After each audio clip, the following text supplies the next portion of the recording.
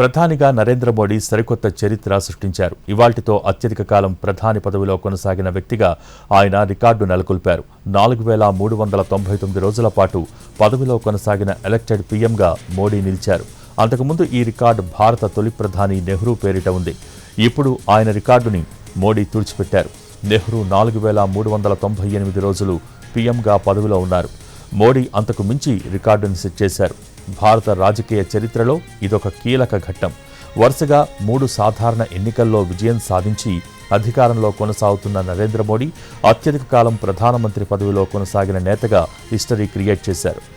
2014 మే 26న తొలిసారిగా ప్రధానమంత్రిగా బాధ్యతలు చేపట్టిన నరేంద్ర మోడీ 2019, 2024 లోక్సభ ఎన్నికల్లోనూ వరుస విజయాలు సాధించి అధికారంలో కొనసాగుతున్నారు.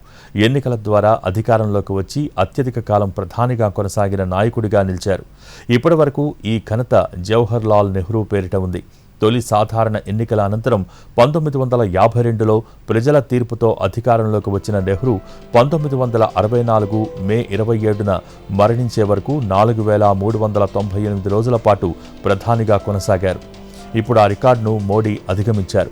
ప్రధానమంత్రుల పదవీ కాలాల జాబితాలో ఇందిరాగాంధీ 4077 రోజులతో 3వ స్థానంలో ఉన్నారు. మాజీ ప్రధాని మన్మోహన్ సింగ్ 3652 రోజులు, వాజ్పేయి 2272 రోజులు, పివి నరసింహారావు 1827 రోజులు ప్రధానమంత్రులుగా కొనసాగారు. ఇదిలా ఉంటే మోడీ నేతృత్వంలోని ఎన్డీఏ ప్రభుత్వం అధికారంలోకి వచ్చి 12 ఏళ్లు పూర్తి చేసుకుని 13వ సంవత్సరంలోకి అడుగుపెట్టింది. అదే సమయంలో ఆయన సుదీర్ఘకాలం దేశ ప్రధానిగా సేవలందించిన వ్యక్తిగా నిలిచారు. ఈ క్రమంలో ఆయనకు సన్మానం చేయాలని ఎన్డీఏ పక్షాలు భావిస్తున్నాయి. మోడీ సాధించిన ఈ రికార్డును ప్రజల విశ్వాసానికి నిదర్శనంగా బీజేపీ నేతలు అభివర్ణిస్తున్నారు. 2014 నుంచి ఇప్పటి వరకు కేంద్రంలో వరుసగా అధికారంలో కొనసాగుతున్న మోడీ దేశ రాజకీయాలలో అత్యంత ప్రభావశీల నాయకులలో ఒకరిగా తన స్థానాన్ని మరింత బలపరుచుకున్నారు.